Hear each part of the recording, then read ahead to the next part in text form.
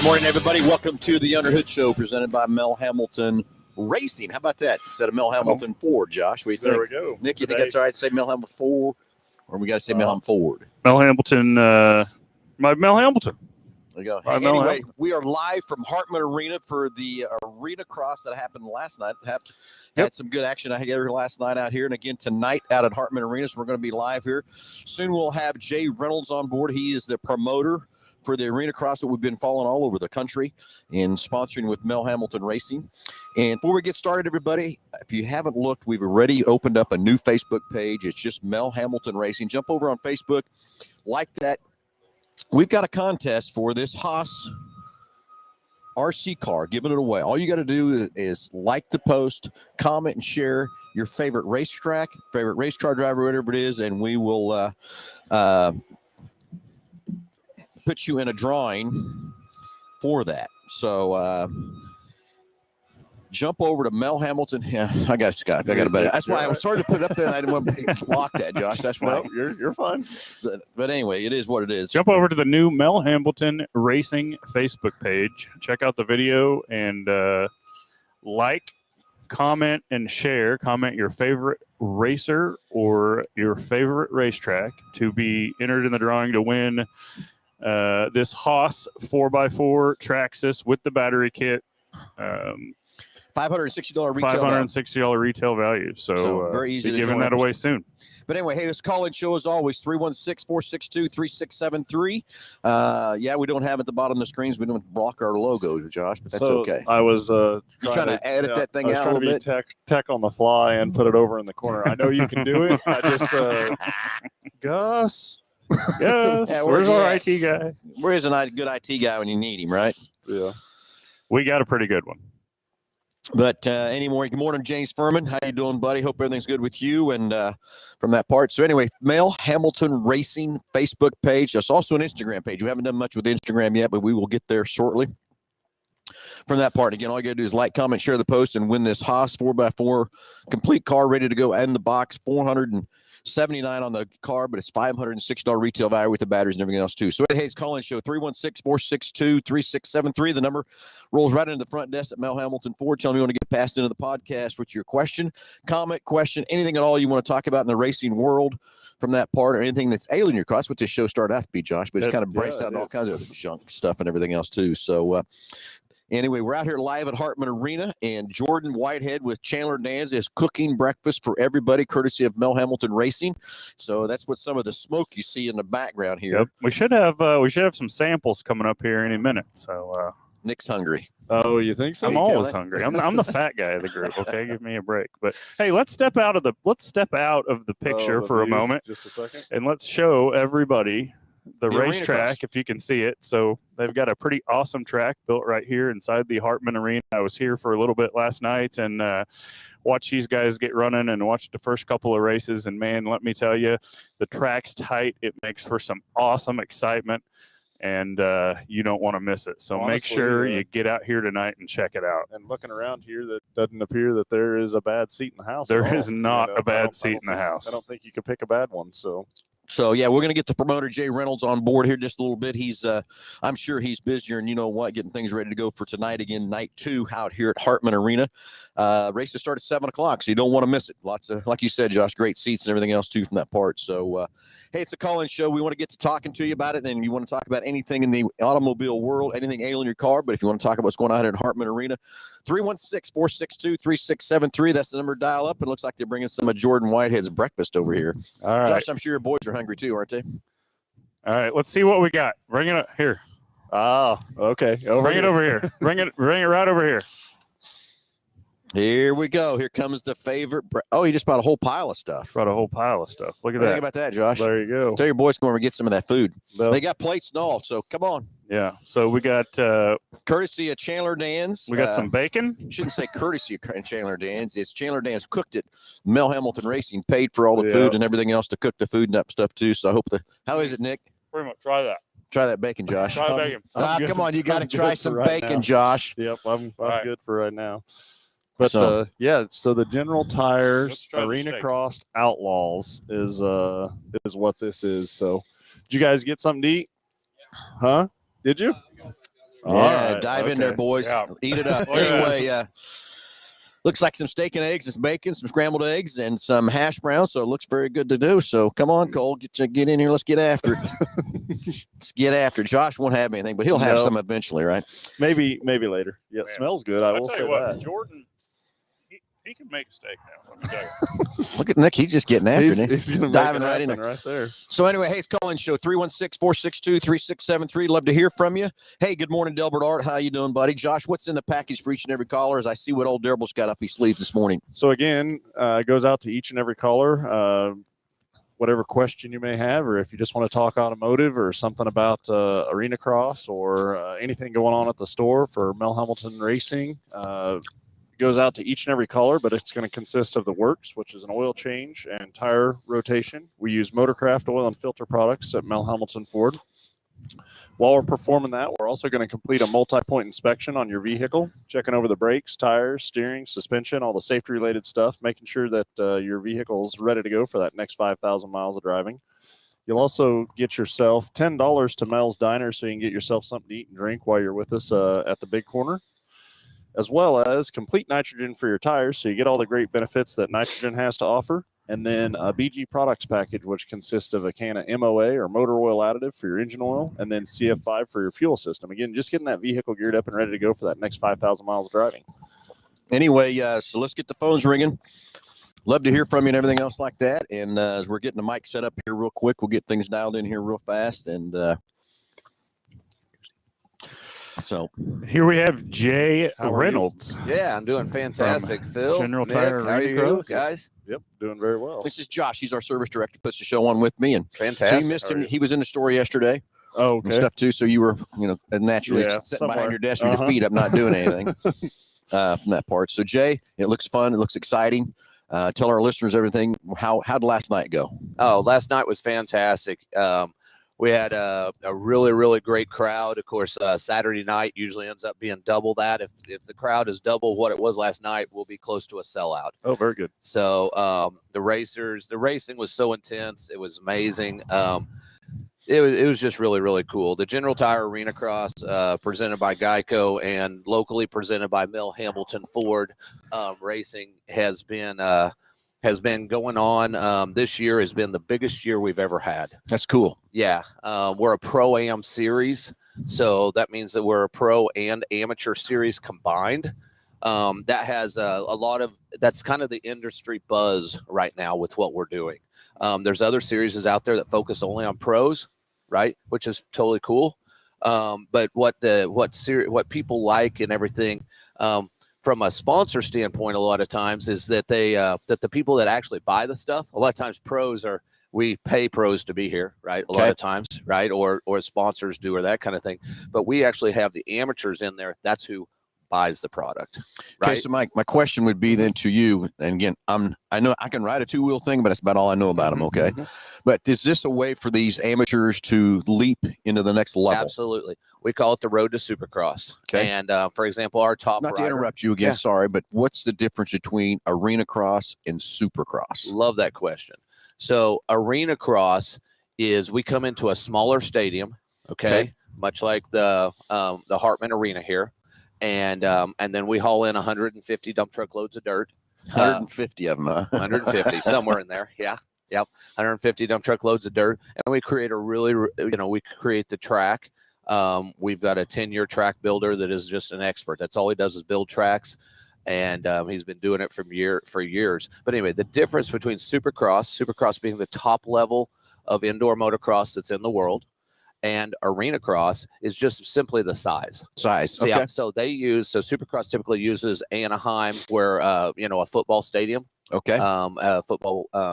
A large football stadium where they will have probably close to 1,000 dump truck loads of dirt, right? Yeah. To cover it and do everything. Whereas we're at about 145. So we come into hockey arenas, large equestrian arenas, and then build out. And that's how we build our series. The series running from November. It's a very tight window, from November to the beginning of February. That makes sense. Very That good. makes sense.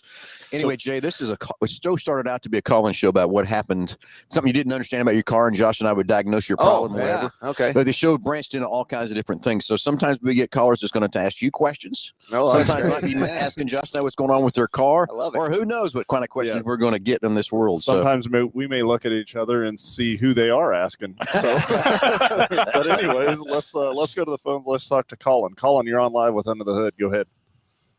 Okay, guys, I love the show. I've been a fan for years, listened to you guys a long time, and always entertained. But here's a good one for you. Okay. A few weeks ago, I decided to destroy my right front tire by hitting something I never saw.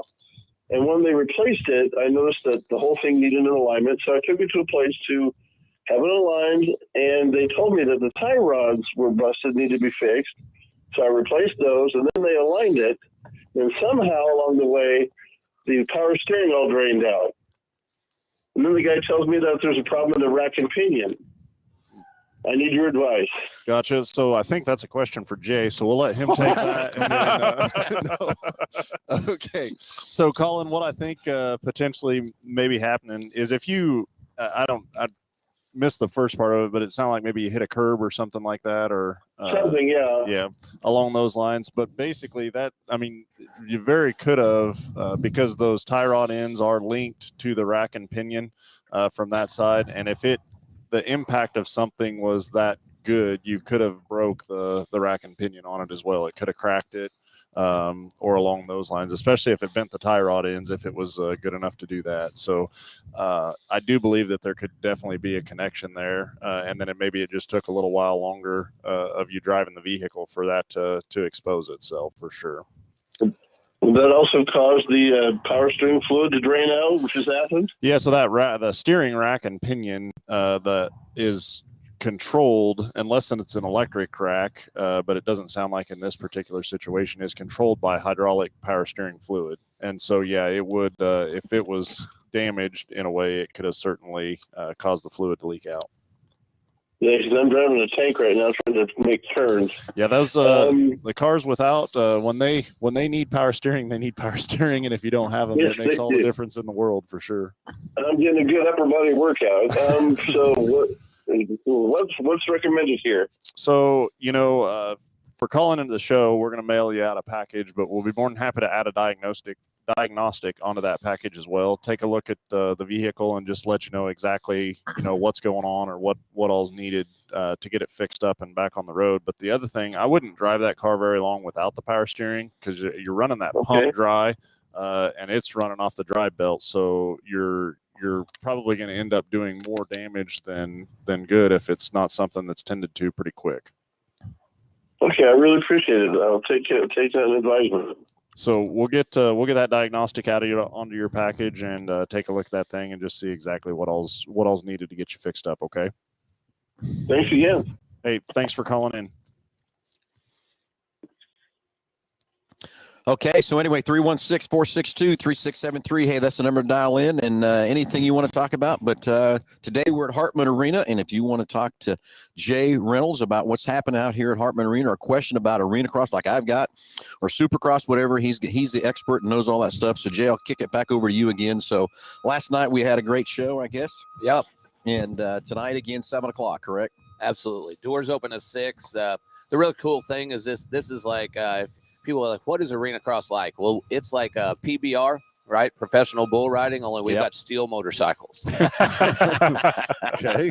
Right? So our top level athletes, which is our pro class, you're going to witness, if you like motorcycles or dirt bike riding or entertainment, right now we've got a guy named Michael Hicks. Okay. Michael Hicks is out of St. Louis. He's a great, I call him a kid. He's 22 years old. His future is really, really bright. He's the fastest man right now in the world. He really is. He is literally the fastest man, and I'll tell you why. He's the fastest man in the world in this type of racing. He's won out 3 times in our series. He'll win this series. He'll win again. He'll be 4-time champion. Okay. He goes to we have a competing series, another series that's out there that's a very good series. And he went there. He beat everybody there. Their champion, everybody they could throw at him. They even inverted the start, which is by their design, right? Comes from the back, and he beat everybody. Really? He timed in a second faster than their best. He timed in probably a half a second on this 19-second, which is a lot. Yeah. So anyway, yeah, half a second in on one a lap. 19-second And lap. 19 seconds. That's pretty fast. Yeah. And how many laps will they go?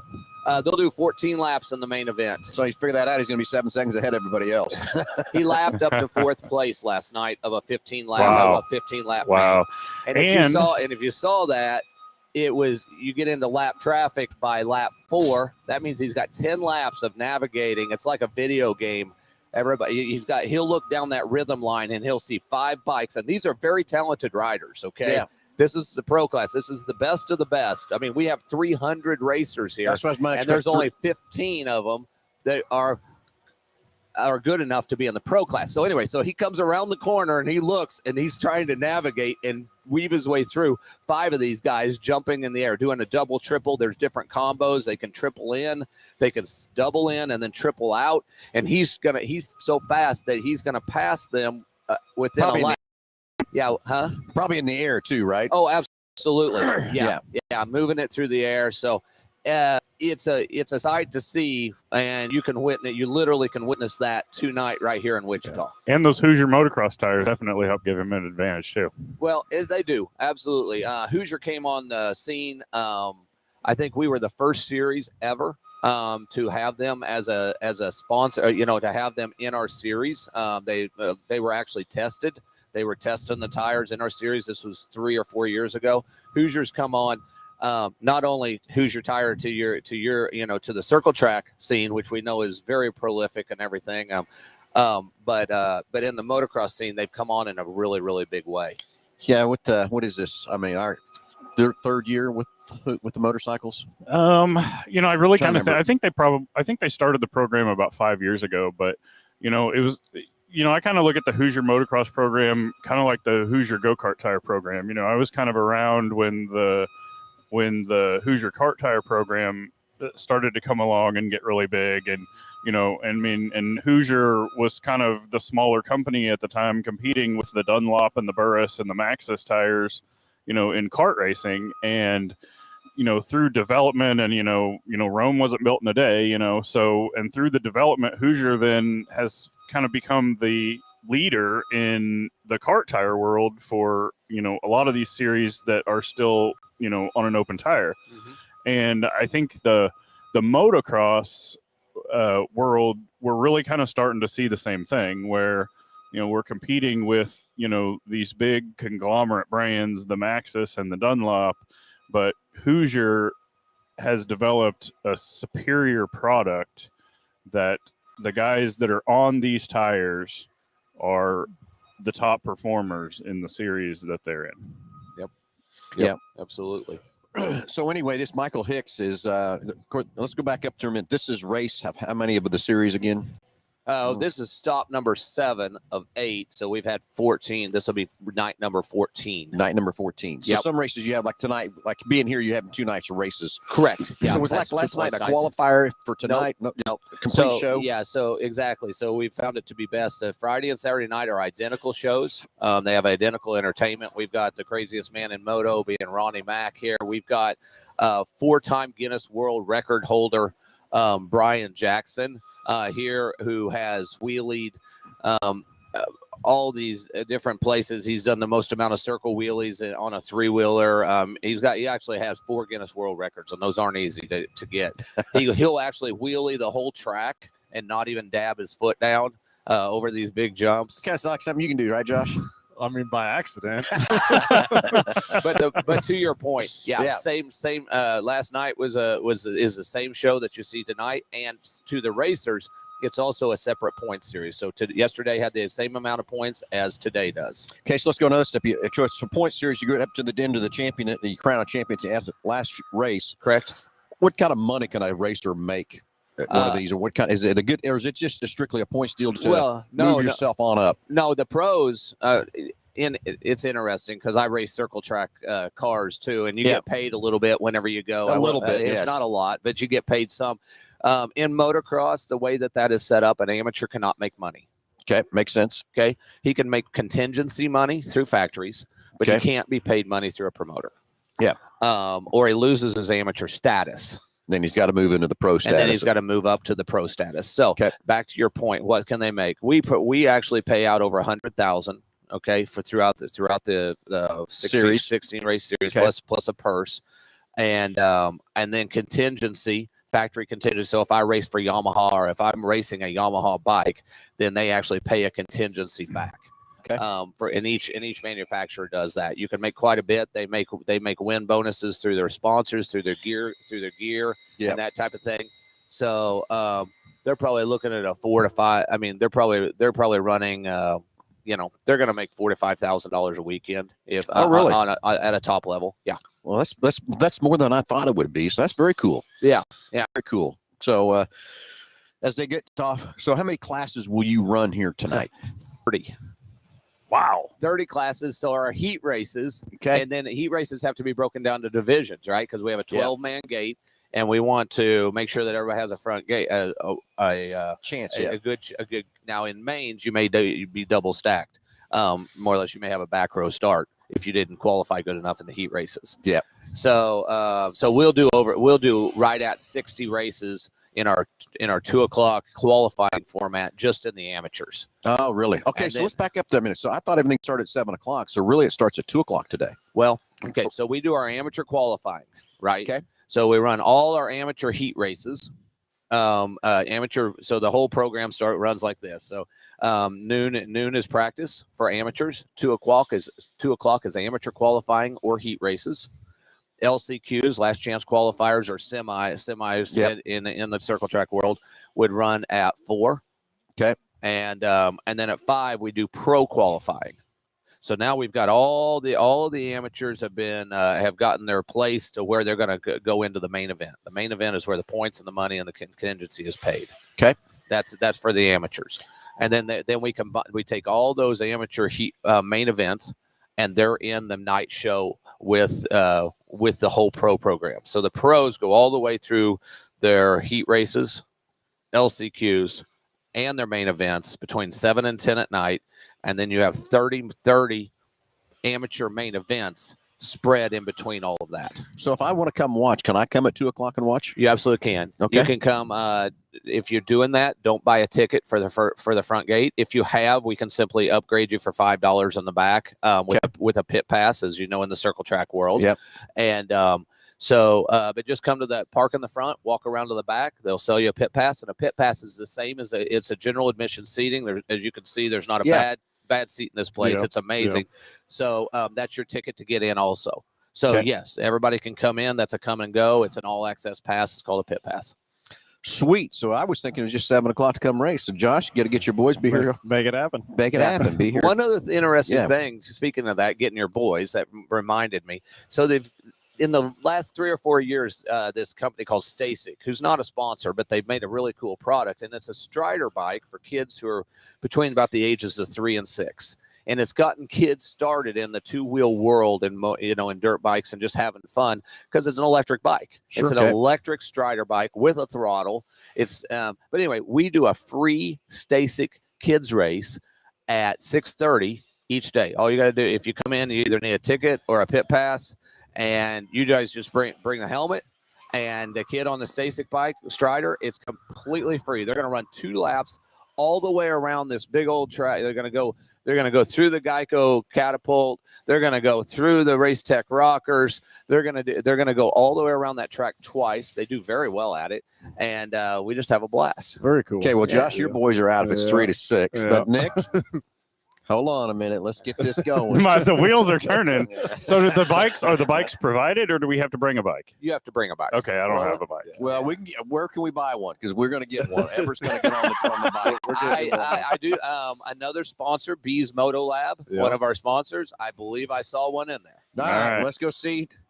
There's a Moto Lab, and let's grab you a bike. His mother's gonna. I know we can get a helmet. I know we can get all the goggles and everything else from that. Helmets for you. See, so, yep. We are ready to go. Megan doesn't have to find out. I know. She don't need to know. She's not watching. probably But I watching the promise she'll show. find out when she gets home. Well, when you get home, she'll find out. Yeah, I know. After you take pictures of All the right. event, when you get home, then you Yeah. show her the picture. All right. We'll make this happen.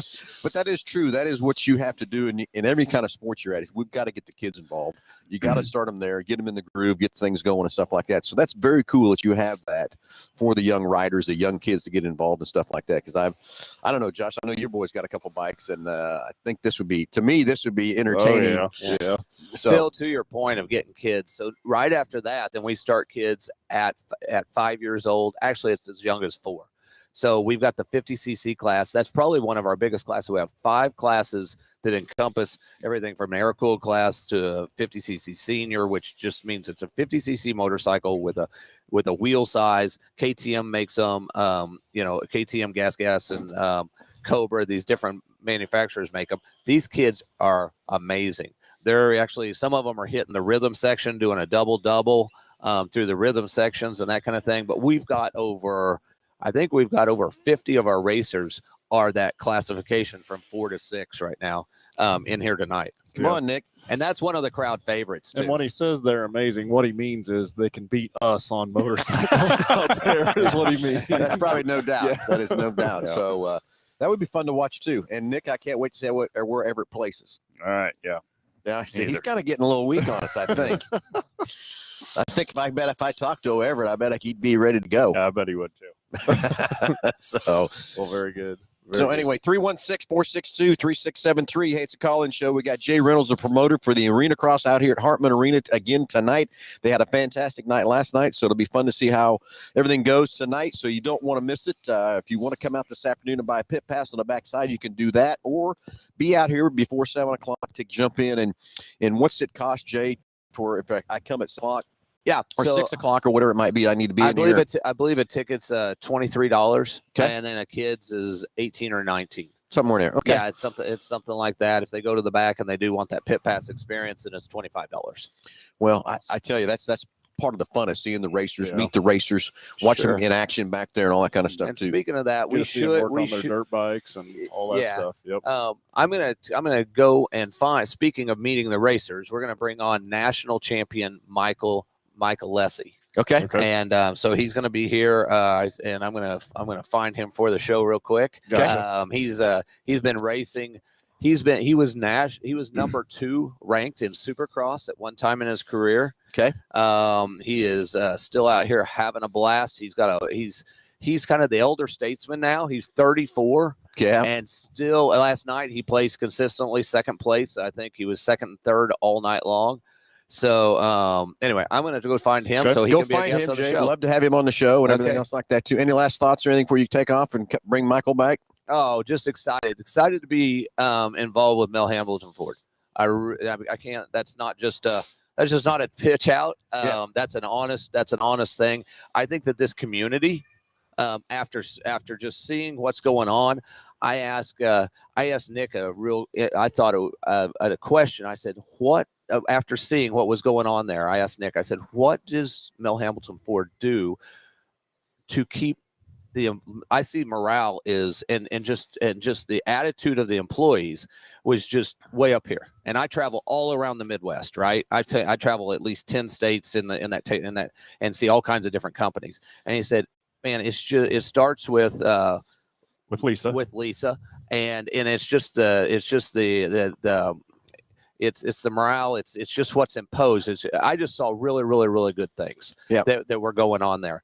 And I don't know how to put it into words at the moment, but I get it. But the point is that I think this community should be very excited to have a dealership like this. We're in Springfield, Missouri, and we have good dealerships, but we don't have anything that you walk in and it's like exciting. It's like it's a vanilla experience where you've got car salesmen trying to sell you cars, and then you walk out and you're trying to figure out how not to have to come back. You're really trying to figure out how can I not have to experience that again. And I don't think that happens. That experience is what's going on where you were at. I walk in and you've got like this where you can eat and drink things. I mean, you've got all these things that are going on. You've got the race cars around. That's really cool. You've got old nostalgic cars there. all this stuff. So I just think the community is really excited, should be really excited to have that.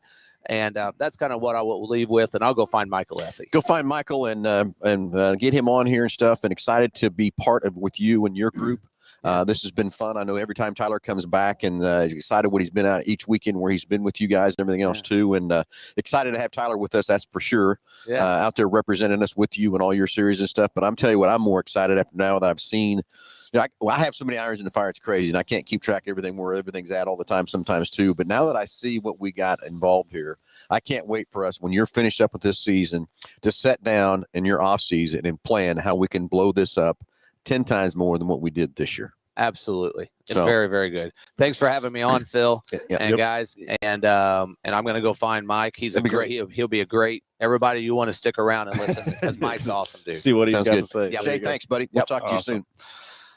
So next, we're gonna have another special guest come on here. As we get him set up, Josh, we got a few boys wanting to be a little, so I think we've got some guys like to be a little sassy here, I guess is what I should say. Josh, Rex wants you to sit down on the railing so you're not he thinks you're too tall or something. I had to sit, so he's trying to be funny. Yeah, but then also we were talking, or I think we're supposed to get on mini bikes.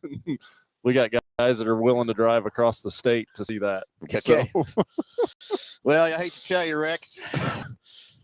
I will park it in the first corner, guaranteed. I might do too, but I'm gonna get my butt back up and get going again. I'll beat you to the first corner, but then I'll park there's there. No competition here either. We get after it. Okay, we're going joined up here with our chef, Jordan Whitehead. Jordan, got some food sitting here. I've had a little taste of some stuff, and it's terrible. Will you be the flag guy to our race? Absolutely, I'll be the what? The flag guy to our race. No, he's going to be on a bike too. Yeah, just a correction. The food is absolutely not. That's the best money spot. You know it is. It's the best. Steak and I was kidding. I know. I'm just saying.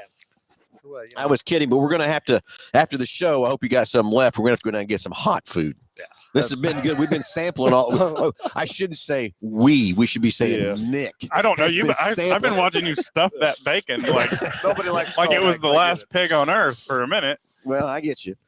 So anyway, Rex, you're really, really, really funny, but that's okay. So what'd you make this morning? Well, we did a New York strip steak marinated. We did some eggs. We did some country potatoes, biscuits, and a little bit of bacon. So just a classic Midwest breakfast, if you will, that everyone loves. And we, Mel Hambelton, they don't do anything halfway. If it's not over the top. I was going to say halfway, but I couldn't think of the term I couldn't use on the radio. But they don't do anything halfway. So of course they they went with the steak and eggs breakfast. And so we were happy to get out here and glad we could knock it out of the park for you guys. Yeah, and I hope you're down over there in the tunnel, and I can't see you. I hope the racers are all enjoying that and getting out there and stuff too. I was a little bit worried we kind of did this kind of last minute and hoping everybody got the word out there, knowing the food was there for everybody and all that kind of stuff too. Yeah, no, they hit it like a pack of vultures over there. It was good. Okay, it was good. They liked it. Yeah, they were lined up ready to go at 8:30 right when we had it ready, and they got after it. So good deal. Good. So hey, 316-462-3673. Love to hear from you. Anything going on in the automobile world? Anything ailing your car? What the show's mainly about. But again, we get out and travel around all different places, and it's fun, exciting with all of our sponsors and stuff too. But again, out here at Hartman Arena for the Arena Cross. Had a great night last night. And again, if you want to come out this afternoon and buy a pit pass, come in the back gate. I don't remember what he said, $25. I can't remember exactly. Something like that. Or come out here. I'd be out here if I was going to sit in the stands and watch. I'd be out here about 6:30 and get geared up and watch the fun, exciting races they're going to have. Going to be from about 7 to 10 is kind of what Jay said too. So don't want to miss it. Also sitting in front of us, you see the Haas 4x4 car. As much as big as Mel Hambelton Racing has gone, we have now branched off and made its own Facebook page. And I'm going to tell you guys, it was hard for me to do that because I didn't want to split our audiences up from Mel Hambelton Ford to Mel Hambelton Racing. But it is time. Mel Hambelton Racing has grown so big. We need to have a separate audience for we can talk about just what's going on in the racing world. And we've got to have the other Facebook page to talk strictly about what's going on at Mel Hambelton Ford. So jump over to Mel Hambelton Racing Facebook page, like, comment, share this post of this Haas 4x4. And Josh, don't you have a couple of those? I do. Are they in one piece right now, though? So my boys, there are a couple of my boys, and then a couple of their friends have them. And so far, we've broke some stuff, but nothing really. I think I've broke more at the control than they have. So, My so son's disintegrated against the side of the barn about 15 seconds yeah. after he So bought it. we actually one night while I was looking around, and somebody had said that the average times of running, you can run it like 1.2 times and something will break on it from that side. But it's not because of the construction of the equipment. It's because of how it's treated, because it's always how much further can I jump it, how much farther or faster can I go. Nothing can hit a brick wall at 60 and not break. Yeah, I'm good for about 20 minutes before I have a failure that stops me for the day. And then it's what I will say about them though is, I mean, the pieces are relatively very inexpensive to fix them. But then the other side of that, for my point, is the education that the kids are getting on what broke, why it's broke, how do I fix it, how to fix it. Yeah. I mean, because they're simple to fix. There's really nothing complicated about it, you know. That translates through so many things later on in life and stuff like that. So it's an education. That's how I'm selling it. Well, that's one way to look at it. I can promise you that. That's for sure. So trust me, I was in those stages. Yeah. Years ago with these RC cars and everything else like that too, and breaking and fixing and going and racing and everything else too. So it is a lot of fun. But anyway, jump over to the Mel Hambelton Facebook page. Did a post for this car. Just like, comment, and share that post. Like your favorite race car driver or track. We don't care. And next week, we're going to draw for this Haas car with a battery pack, everything ready to go. $560 value. And that's all you got to do is like the page, comment, share that post. And we'll see who's going to be the lucky winner of that car. So my question for Jordan is, are you ready for the race open house on February 18th? I cannot wait. We're going to cook up the best burgers and dogs you've ever. That thing gets bigger every year. It's going to be huge. I don't even know how to plan for the numbers wise, but it gets bigger every year. And, you know, just to kind of comment on what Phil said about the Mel Hambelton Ford Racing and everything, you know, as a race fan and a former racer, Mel Hambelton Ford Racing has really woven itself into the fabric of motorsports. It's where the cool kids hang out, if you will, like Mesilla Valley Transportation or Rancho Milagro. Like, I don't even know what those are, but I know the cool kids have it on their race car. And that is what Mel Hambelton has become. It's a brand that people want it on their race car. They want to see what it's about. They want to come into the dealership. I've even noticed racers from out of state ordering their Ford vehicles and their tow rigs from you guys just because, hey, they want the Mel Hambelton Ford logo on the back. I mean, you guys have done an awesome job branding that. And I don't know if it's a conglomerate whose idea was behind it, but it is, as a fan of motorsports, bravo, because it's what's keeping our sport alive. So, well, it takes a whole team to keep this thing moving and shaking and going with all the different stuff. And it's just kind of like I walked in here this morning saying, "Where's this? Where's that?" We just have too many irons in the fire. But it is cool from where we've taken Mel Hambelton Racing. I mean, when we first brought it into the dealership.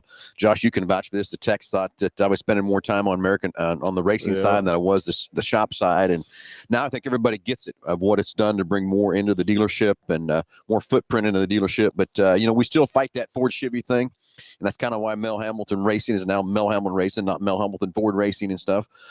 But again, we sell a lot of Chevy parts. We sell a lot of Chevy cars. We service a lot of Chevy cars and stuff too. So I understand the love-hate with the Ford Chevy deal, but it's all racing. It's all part of the package and everything else too. I like to tell people we sell new Fords, and that's about as far as it goes.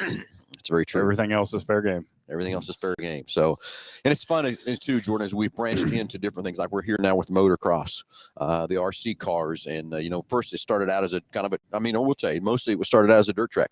Mm-hmm. That when we got into the drag, and then we got into RC cars. Now we're into motocross, and who knows what else we're going to get into. It's motorsports in general. It's blanketed. And then you see that even street racers and tuners and all these guys, like I said, they want Mel Hambelton Racing on their car.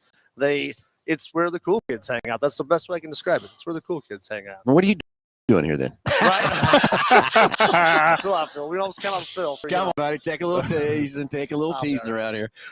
So, Jordan, hey, thanks for cooking with us and everything else today. Appreciate that. And you always bring some good food to us and everything else too. And we're always talking about Chandler Dan's and how good it is. And this is the man right here. So Chandler and Dan are my sons. So very cool. So anyway, you cook all over, not just with us, but you have all different things and stuff too. But you'll cater people's houses and everything too, right? Yeah, so when everybody's looking for somewhere to go, Jordan, you took care of Ellie at her graduation party at my house. Did a fantastic job there too. So if you're looking for somebody to cater some good food or whatever, you need to call Jordan Whitehead and let him take care of you. People got to eat. So call me.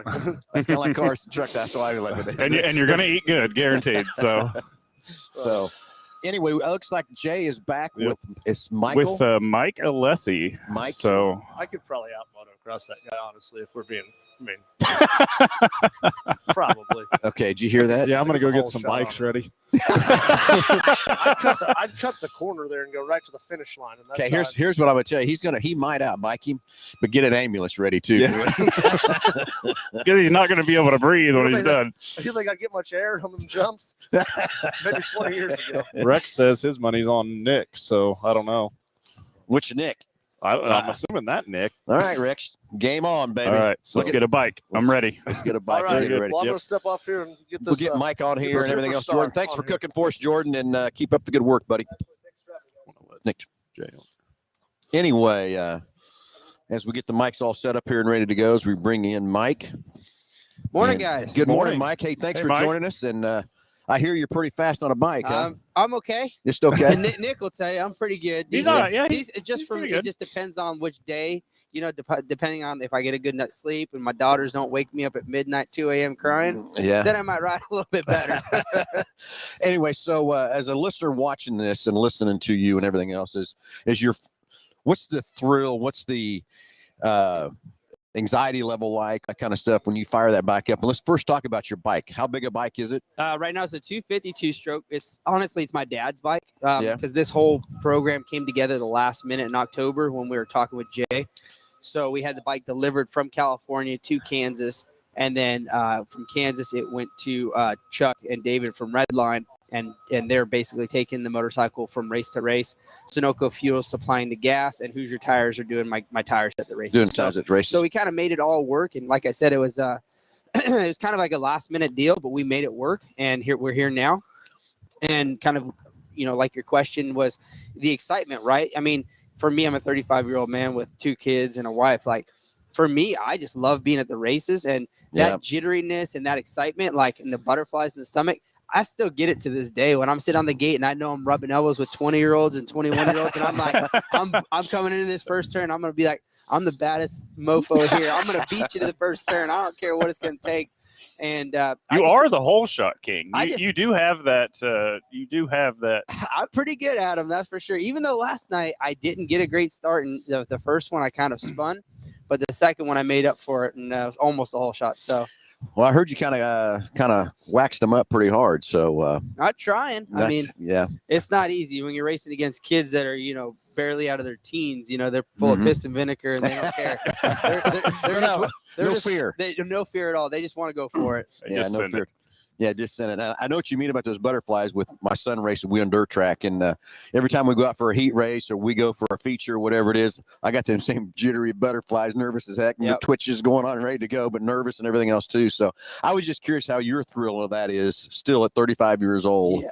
and it's still there. That's just a love and breathe you have for this sport. I feel like as I've gotten older, I've learned to understand my body and learn to take deep breaths right before the gate, keep myself calm, keep the heart rate low, because as soon as that gate drops, the adrenaline goes up and the heart rate goes right to like 180, 190. It's Yeah. on. So let's talk about that a minute. You talk about your body and stuff, being a 35-year-old. Do you have a routine? Do you have a Can't run. No running.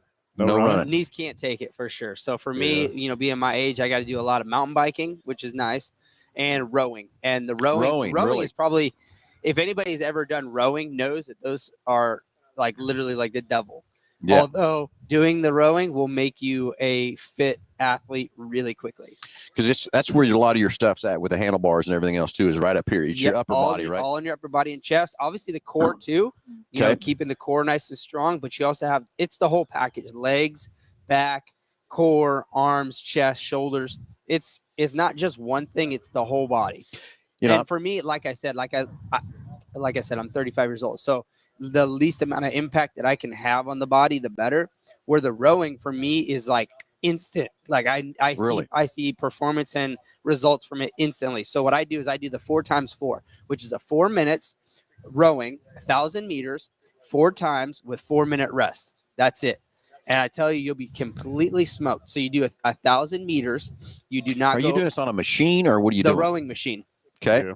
So you're on a sitting rowing machine and you're pulling back and forth, and you're doing it for 4 minutes, wide open. So my heart rate for my age, I think, is like 182, 185, right in there. Yeah. And I'll get my heart rate to 190. So Really? I'm going above heart rate max for my age. 4 on, 4 off, 4 times. 4 times. I call it 4 times, 4 times 4. So 4 times. That daily? No. I do this once, maybe twice a week. Once or twice a week. At the most. Because anybody who does it knows that your heart rate goes that high. To recover from something like that takes a couple days. So you can't do it progressively every day. So what about doing maybe, say, 4 minutes and not so hard or whatever, just to still try to. You got to, in racing here at Arena Cross, you got to go all out. Got to go all out. There is no such thing as, going 70% or 80%. I get that on the but racetrack. That's the guy that's in 6th Correct, or 7th. 100%. Right? If you're going 80%, you're in 5th. Yeah. Yeah, I mean, with the workout, I understand racing. You got to be on the game now. Go. Yes, sir. From that part, but I didn't know if a workout you could do, say, 2 minute thing or something like that to help you or whatever. But again, I'm not an expert on the workout and everything else either. In racing, it's all about high intensity. Yep. All about high intensity. The guy who can sustain the longest with the high intensity is the guy that's going to win. Okay, so I'm going to throw another thing at it. What about your diet? What do you eat? Do you have a strict diet or not? I'm pretty big on fruits, vegetables, steak and eggs. I really don't hardly ever have steak. Really? So here's kind of, and this is how it was kind of told to me years ago. Think of your stomach, right, as a blender, right? You put banana in there, you put an apple, strawberries, right? The blender is going to go fast. You put potatoes, that kind of stuff, like rice. It's going to start slowing it down, right? The rotation of the blender is not going to go, right? Then you put a steak in there. You put something big, heavy, right? That blender is going to be like, it's going to be hardly going. So for me, I try to always stick with like fruit, vegetables, salmon, chicken, stuff that's good for the body, not too heavy. And especially on race day, like I hardly ever eat it all, because when you're going out there pushing as hard as we are, the last thing you want to do is have like a belly full of food, and then you're going to go 190 heart rate. You're going to feel almost sick and want to throw up. So yeah. So not much during the day before the race. Correct. Yeah. It's very light. And I bet you're drinking drink lots of water to stay hydrated all just the time. Constantly, aren't you, from Yes, that part? And I think that's where a lot of racers and stuff too. I watched, I watch a lot of different types of racing and stuff too. And I watched the deal the other night where a guy hadn't raced in about a year, got in the car, everything else like that, and he ran a heat race and he come back out of the heat race. And I mean, he won, but he just wore out. He's sweating, and it's because he was so out of shape. Yep. He just hadn't got himself back into the game and everything else like that. And I don't think a lot of people realize that, we look at a basketball player, a football player, or, those kind of players, and they're called the athletes. They don't realize racers, and I don't care what racing you're doing, from the motocross to dirt track to drag or whatever, how much of an athlete they are too, on top of what it takes. 100%. You got to be in shape in any form of sport that you're doing. Like you said, football, basketball, soccer. Like those guys are running for nonstop for an hour, hour and a half. Like you have to be in fit, competitive condition. Like you can't just be out there thinking that you can go race with the world's best riders and roll off the couch and just go do it. It's not going to happen. And if you do try, you're going to end up getting hurt pretty bad. So guys, we got a phone call on the line here. Let's go to the phones. Let's talk to Larry. Larry, you're on live with Under the Hood. Go ahead. Yeah, Phil, I got a 2008 Lexus GX470 V8, and I am fighting an emissions problem on that thing. It is just really weird. When you pull a codes, he's talking about those exhaust gas switching valves, and I've checked every one of those. The electrical part's good. The vacuum is there, and that check-in's on. It'll come on like in the late fall, and it'll be off till maybe late spring, and all of a sudden it just goes away, and it'll be good for 4 or 5 months. And just like there's some barometric pressure thing going on and messing with me. I don't know, but it's just weird. Yeah, we need to take a look at it. Anyway, Mike, to let you know, this show started back in 2004 as a call-in show for what's ailing your car and that kind of thing. And we just branched this show into so many different things and different places we go to entertain more people and stuff like that. So Larry calling in here with his car question, that's what the show started as. But it's still fun to take those calls and you're trying to help them out, right? And help them out with their cars. Those are people that don't know something about their car, and you are the experts. That's why they're calling. Yeah. So anyway, basically, he's right. So anyway, what we need to do there is we need to, a lot of people have what they call code readers and read the codes and then try to diagnose it off of that, Larry. But we need to get a scanner in there and really get the pinpoint code of that problem and then get the trouble tree out and diagnose exactly what's happening and try to figure it out. But I'm going to bet what you're telling me, a come and go kind of a situation, you're fighting there, whatever, you've got a connection problem somewhere is what I bet we're going to come up with. That's loose that you can't find or whatever. But I want to add a diagnostic onto your package where we'll get that Lexus in. And again, all the listeners out there, we don't just work on new Fords or used Fords. We work on every make and model out there with our technicians and stuff. So love to get Lexus in there, put a diagnosis on there, figure out exactly what's ailing that thing. And I still bet we're going to find a connection problem somewhere that thing is actually got a loose connection somewhere when you're saying it's intermittent like that. Hey, Phil, there's a reason why he's calling you and not me about his Lexus. You're right about that. So, Larry, Thanks, Phil. well, thank you, buddy. Talk to you soon. You guys have a good day. You too. Yeah, bye. So anyway, that's how this show kind of started. It was a call-in show to fix your car if you didn't understand whatever. And then as this racing world came into play, we'd take this, and we've been all over this show. I've even been to Bristol Motor Speedway with the show, done it there. We've been, God, I can't think all the places we've been. Chili Bowl, did the Chili Bowl. PRI. We've been all over with everything else too from that part. So I got a cool little car actually back home in Florida where I live. By Jacksonville, a little 76 Corvette Stingray. That's my baby. There you go. It's got a little stroker engine in it. I got the brake lines all redone. I got the interior all done with the 800 on the seat, so it looks nice and sweet. Very cool. I figured you were probably with that Jacksonville hat on there. Oh, yeah. So we came close to winning last week. Yeah, you did. You got close. I'll be honest. The Kansas City, 100% deserved it, and I give him credit. Jacksonville played their heart out, and it came down to just a couple little plays here and there that could have maybe turned the tide, and Jacksonville maybe have been able to win. But at the end of the day, if you look at the overall score of the games on last weekend on Saturday, Sunday, we were the closest game in points to winning versus any other team. And that's what I'll bring to the attention too, is what's happened in our sporting world today. And just like you said too, is it's one play or two plays that could have changed the whole outcome of that game. And the average play is like 3 seconds. So if you figure out they're putting in 3 seconds per play and think about 6 seconds could have changed a win or a loss. Think about the same thing on the racetrack. Just a split second of a turn right, hit the throttle just right, hit the brake just right, the right jump, whatever can change the game. Well, that's the thing about dirt bikes, right? Good riders, they practice their craft until they get it right. Great riders practice it till they can't get it wrong. And that for me, like I go out there and I perfect it until I can't get it wrong no more. Okay, so have you followed this whole series wherever it's been so I've been doing the whole series. The whole series, cool. From the beginning. So during the off time, what do you do to keep, besides your rowing and everything else like that? Do you ride? Back home? Yeah. So you probably got your own track maybe or something. Sir, I bet you probably do. Yeah, I've been racing professional since 2004 when I raced against Carmichael and Wyndham and James Stewart, all the big. I remember Carmichael's name. Yeah, I was on the podium. Actually, I got a record that Ricky doesn't have. Oh, very cool. I was on the podium at 16 years old, 3 months. And he never did that as a 16-year-old. Very cool. So that's kind of a cool stat that I got that he doesn't have in his big record book. So we've got another caller on the line. So we'll go back to the phones, and this calls for you. So whatever Doug has going on. No, Doug, you're on live with Under the Hood. Sorry about wait. Go ahead. That's okay. Good morning, guys. Enjoy the show. I've got a question about higher octane gas. Is it necessary to, pay the extra few pennies or whatever to get to the higher octane gas in your everyday car, or does that really not make a difference? Well, here's my opinion on that situation is every engine needs a certain octane, just like in Mike's race bike and stuff like that too. Can he put a different higher octane in it and stuff like that too? Sure he can. But the deal with it is if your engine doesn't need that octane, it can't burn it. So if you put that higher octane in it, it can't burn it. Guess what it does? It turns it to carbon, and it eventually will build more carbon and stuff inside your engine. So you need to find out what octane that your engine uses, and that's what it needs. And years ago, back when we had the carburetors and electric, different kinds of points and condenser and stuff, you could put higher octane fuels in them, and that would change stuff. But not today with the computers we have on board, and the manufacturers make these vehicles perform as good as they can.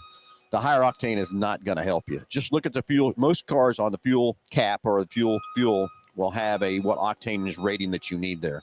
Now, the only negative that might be coming of that saying that is you never know exactly what you're getting at that pump either. They might say that it's an 87 octane or a 91 or 92, whatever it might be, but that's not always the case. It's what's coming out of that hose either. But again, if you just put that higher octane fuel in it and it only needs 87 and you're putting 91 octane fuel in it, I promise you, you're just building a whole bunch more carbon inside that engine that it doesn't need. All right, great. Thank you, guys. Appreciate the show. Thanks for your call, Doug.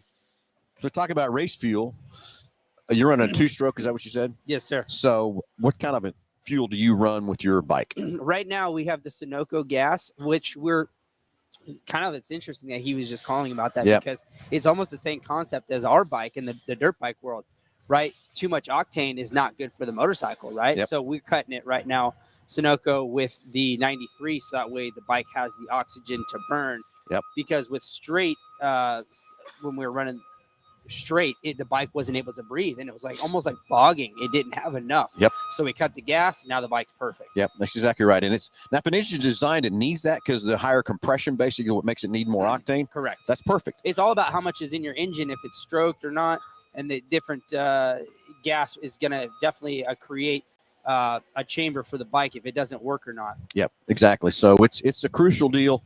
And, like I said, years ago when we had the carburation and we could adjust timing and all that kind of stuff and everything, and they came out the higher octane fuels, those engines back then, it would help them a little bit because the carburation and the timing and all that stuff wasn't dialed in as tight as it is now with the computer controlling that mixture that's going in there and the timing that it has and all that kind of stuff too. And that's my next question I got to you. Is your bike carbureted or is it injected? It is carbureted. Because everything now is like EFI, all the motorcycles EFI, but being on a 2-stroke, you got to have the jets and you have to have the gas right and the mixture. Yeah, it's everything. Where the 4-strokes, you just get on and go. Yeah. So let me ask you this, Mike. So a lot of these guys that you're racing with, they're riding 4-strokes. Yep.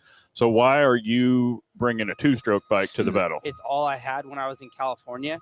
So when I was in California, the team had all their bikes in Sydney, Australia for the World Supercross. And at that time, there was no option for motorcycles when Jay approached me about doing this series. And at the moment, it was like, well, my dad's like, you could ride my bike. It's no problem. But he's like, when you're done with it, I need a top end. And it's going to be $2,500. I was like, whatever, no problem. I'll do it. So that's kind of, it was either that or I wasn't racing at all. So do you feel like with the 2-stroke racing against the 4-strokes, do you feel like you're at any type of advantage or disadvantage? 100% disadvantage. There's no way you can replace the engine braking that a 4-stroke has that the 2-stroke doesn't have, because when I get off the gas, right, I have to keep momentum around the track and keep roll speed, where the 4-stroke, as soon as they get off the gas, the engine braking is slowing them down and the immediate torque is right there immediate. With the 2-stroke, you have to build momentum. You have to build it. So for sure, 100%, it's a disadvantage. But you're waxing there, once every day out there. Trying to. But you know what? Here at the General Tire, they do such a great job. And Jay Reynolds here, he puts on a fantastic show. We're here in Wichita, Kansas this weekend. And like I said, he puts on an amazing show. And anybody that's in the area, come on out, check it out. We are racing tonight here. Practice at 5 o'clock, 7 o'clock racing.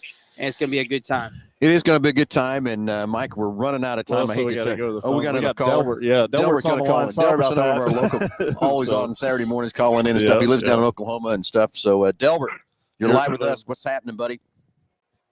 Oh, good morning. This has been an awesome show, guys. Everybody involved, thank you for that. You bet. Mike's been good. And I was going to ask about braking with that 2-stroke, but he's already answered that question. So that's while I was sitting on the phone, that was weird. Anyway, I do have a brake question. Okay.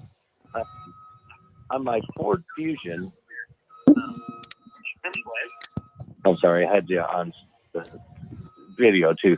So now on the Ford Fusion that I have, they 77,000 miles, have never had to have the brakes worked on.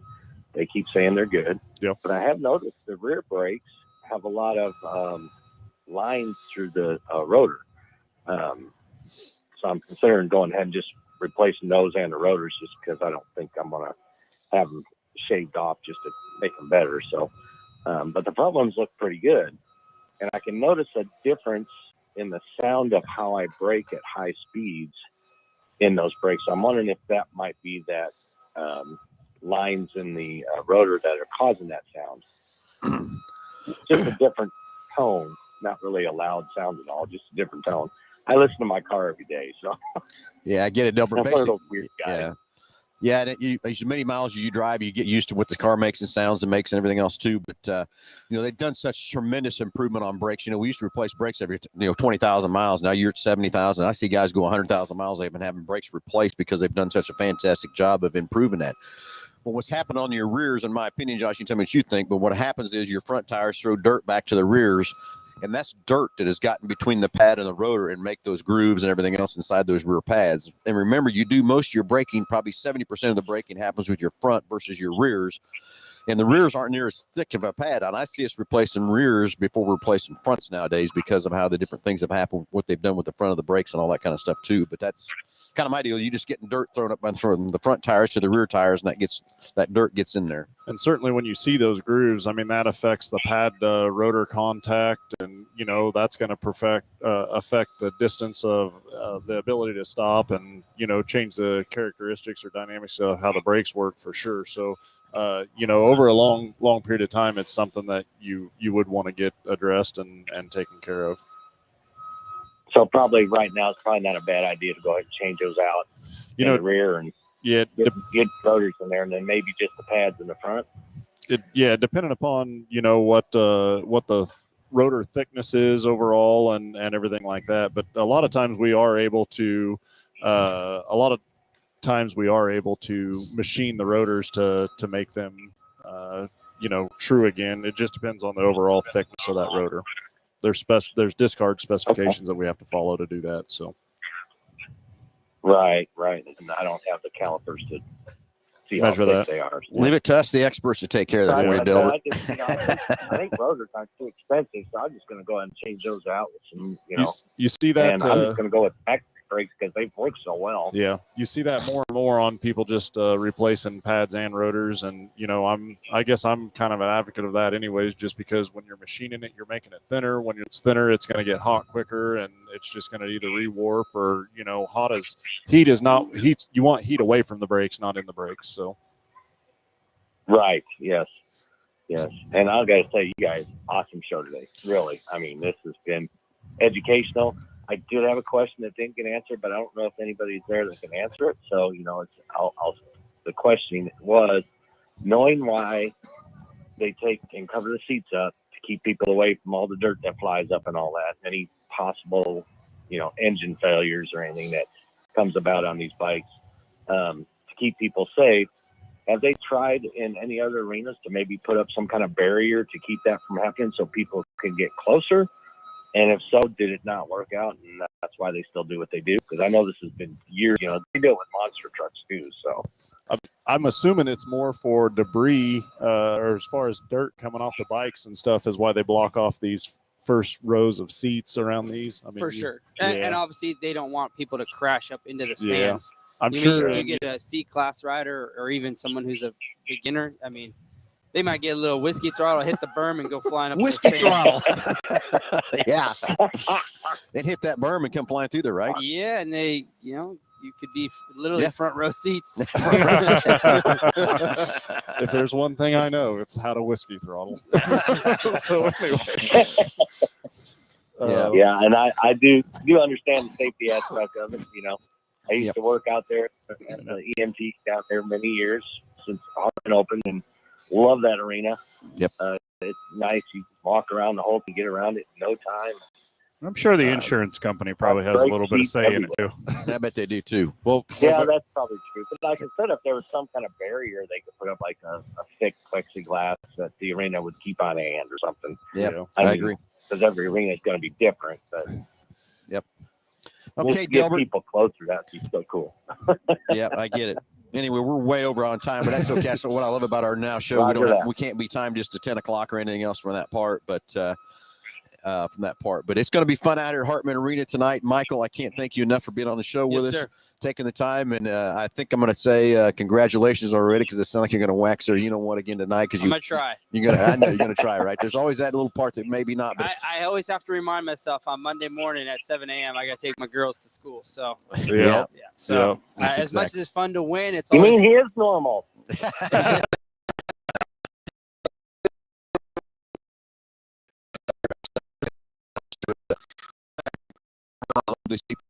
You have and everything else because that's it. 100%. You have to be protected. Like we were talking about earlier about just being in shape. That's what's really a lot of the crashes. Yep, exactly right. Thank you guys for having me on the show, and thanks to Mel. This has been awesome. Looking forward to tonight here in Wichita. Anybody in the area, come check us out. 7 o'clock. That's right. Come see me out here at Hartman Arena, 7 o'clock. And Michael, again, thank you again, and good luck tonight. Be safe. Go kick your you-know-whats and have fun. And I hope you're in the winner circle and on those Hoosier tires for us, and we'll be there cheering you on and everything else, too. Perfect. So Thank you, guys. Thank you, Mike. Mike, thank you very much for taking the time for us and everything else. Everybody jump over to the Mel Hambelton Racing Facebook page, like, comment, share for this Haas 4x4 RC car. Everyone, thanks for watching. Thanks for listening. And we will talk to you next Saturday. Josh, who knows where we're going to be next Saturday, right? You never know. You never know. Could be the last minute deal where we're going to be out or whatever, too. All I know is I can't stop eating these potatoes. Well, I'm going down to get some. I'm going down to get some hot food instead of this cold food. Is what I'm going to go do. Everybody, talk to you next Saturday.